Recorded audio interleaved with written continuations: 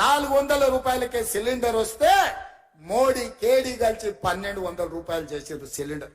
అందుకే ఎన్నికలప్పుడు మాట ఇచ్చినాం, 500 రూపాయలకే ఆడబిడ్డలకు మీ ఇంటికి సిలిండర్ తెచ్చి ఇస్తామని చెప్పినాం.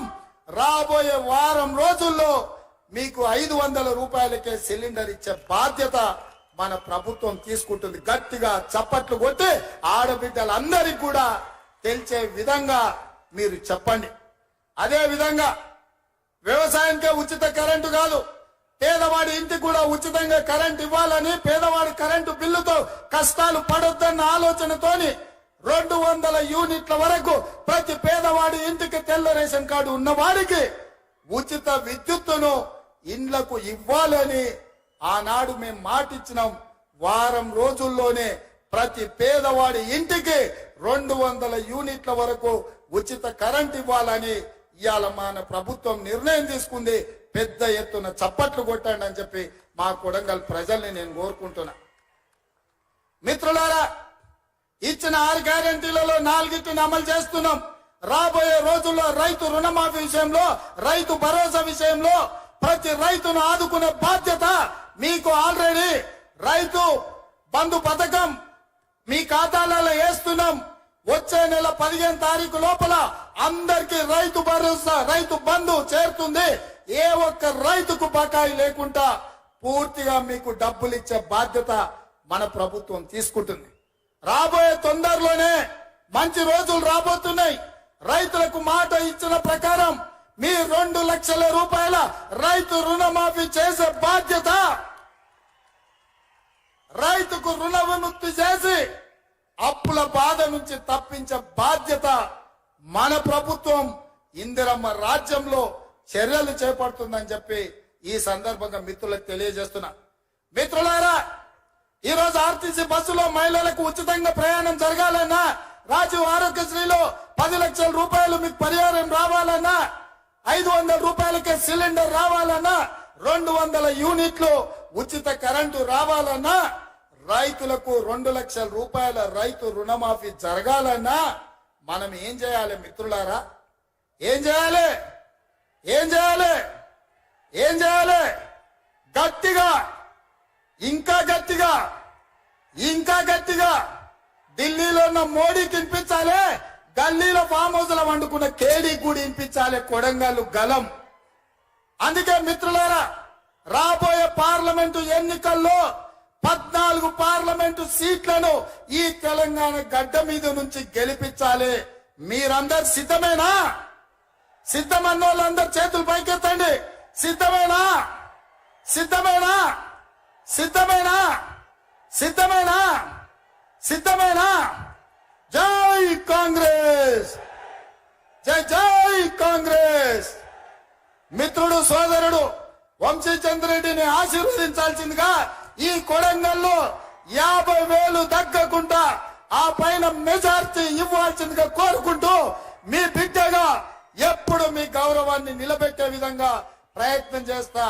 ఎక్కడికి వెళ్ళినా గర్వంగా మా బిడ్డ, మా కొడంగల్ బిడ్డ, మా అన్న రేవంత్ అన్న అని మీరు చెప్పుకునే విధంగా, మీ గౌరవం పెంచే విధంగా నేను వ్యవహరిస్తానని తెలియజేస్తూ, ఇంత కష్టపడ్డ ప్రతి కార్యకర్తకు, ఈ మీటింగ్ ను విజయవంతం చేసిన కొడంగల్ నియోజకవర్గ నాయకులు, జిల్లా స్థాయి మండల స్థాయి నాయకులకు, మండల పార్టీ అధ్యక్షులకు, సర్పంచులకు, ఎంపీటీసీలకు, ప్రతి మిత్రుడికి, చాలా మంది వందలాది మంది నాయకులు, ఎంపీటీసీలు, సర్పంచులు నాకు ఆప్తులు, మిత్రులు, వాళ్ళందరి పేరు చెప్తే అర్ధరాత్రి అవుతుంది కాబట్టి వాళ్ళందరి పేర్లు చెప్పలేకపోయినా వాళ్ళందరు కష్టపడితేనే నేను ఇక్కడ ఉన్నా.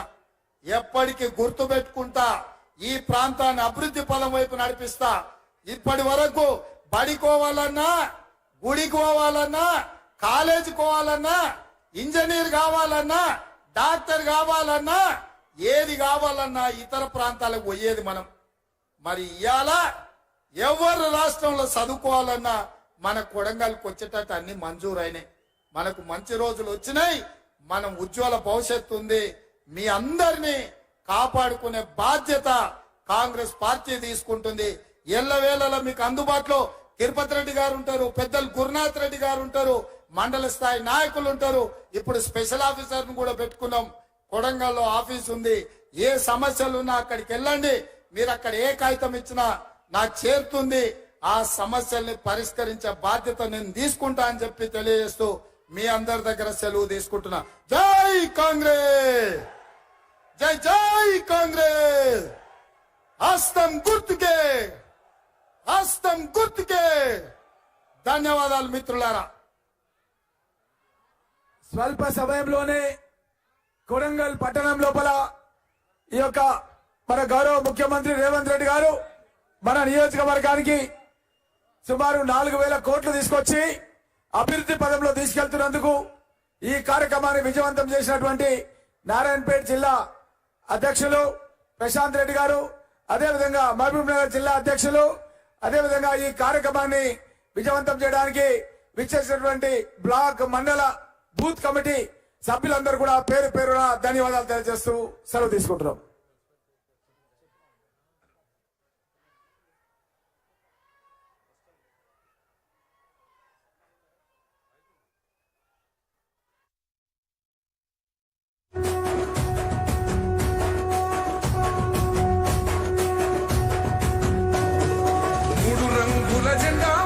సింగమోలే కదిలేనాడు ఒక్కరో కాంగ్రెస్ సూర్యుడు మన రాహుల్ గాంధీ నిగదీసి అడిగే మునగాడు. వీడు భూమిన వానైతాడు, వీర సాగల ధైర్యం వీడు, దోపిడి దొంగల బలతం పడతాడు. మన రాహుల్ గాంధీ దేశం బంగారు పొలితే అవుతాడు. ఇందిరమ్మ సంక్షేమాలు సోనియమ్మ చేసిన మేలు, స్వాతంత్రం తెచ్చిన పార్టీ తెలంగాణ ఇచ్చిన పార్టీ. 3 రంగుల జెండా బట్టి సింగమోలే కదిలేనాడు ఒక్కరో కాంగ్రెస్ సూర్యుడు మన రాహుల్ గాంధీ నిగదీసి అడిగే మొనగాడు. ఇవాళ తెలంగాణ రాష్ట్ర ముఖ్యమంత్రిగా ఇక్కడ నిలబడ్డానని సగర్వంగా తెలియజేస్తున్న మిత్రులారా, ఇంటింటికి జడ్పీటీసీగా, శాసన మండలి సభ్యుడిగా, 3 సార్లు ఎమ్మెల్యేగా, ఒక్కసారి ఎంపీగా, ఎక్కడో నల్లమల మారుమూల ప్రాంతంలో ఉండే ఒక చిన్న గ్రామం నుంచి ఒక రైతు బిడ్డగా బయలుదేరి ఈ రోజు తెలంగాణ రాష్ట్ర ముఖ్యమంత్రిగా ఇక్కడ నిలబడ్డానంటే ఈ పాలమూరు గడ్డ ఆదరించి ఆశీర్వదించి హక్కున చేర్చుకున్నందుకే ఈ రోజు రాష్ట్రానికి నాయకత్వం వహించే అవకాశం శ్రీమతి సోనియా గాంధీ గారు, మల్లికార్జున్ ఖర్గే గారు, రాహుల్ గాంధీ గారు మనకు అవకాశం ఇచ్చారు. మీకందరికీ తెలుసు, ఈ గడ్డ మీద ఇక్కడి నుంచే ఎన్నికల సందర్భంగా శ్రీమతి ప్రియాంక గాంధీ గారు వచ్చినప్పుడు వేలాదిగా మీరు అండగా నిలబడి ఆనాడు ప్రియాంక గాంధీ గారిని స్వాగతం పలికిండ్రు. ఆనాడు కాంగ్రెస్ పార్టీ జెండాను ఈ గడ్డ మీద ఎగిరేస్తాం, తెలంగాణ రాష్ట్రంలో గెలిపిస్తామని మీరు మాట ఇచ్చిండ్రు. కాబట్టి ఈ రోజు గాంధీ కుటుంబం, కాంగ్రెస్ పార్టీ ఇవాళ ఆశీర్వదించి తెలంగాణ రాష్ట్ర ముఖ్యమంత్రిగా అవకాశం ఇచ్చింది. మిత్రులారా, ఇవాళ ఆలోచన చేయండి. ఆనాడు తెలంగాణ ఉద్యమంలో కరీంనగర్ పార్లమెంట్ లో నిలబడితే ఓడిపోతానన్న భయంతో కల్వకుంట్ల చంద్రశేఖరరావు గారి కరీంనగర్ నుంచి పాలమూరు జిల్లాకు వలస వస్తే మహబూబ్ నగర్ పార్లమెంటు నియోజకవర్గంలో మనము గెలిపించి ఆశీర్వదించి పార్లమెంటులో నోరు లేకపోయినా, పార్లమూరులో ఊరు లేకపోయినా చంద్రశేఖరరావు గారిని మనం ఎంపీగా గెలిపిస్తే ఆనాడు ఎంపీగా గెలిచి తెలంగాణ రాష్ట్రాన్ని తెచ్చినా అని చెప్పిండు.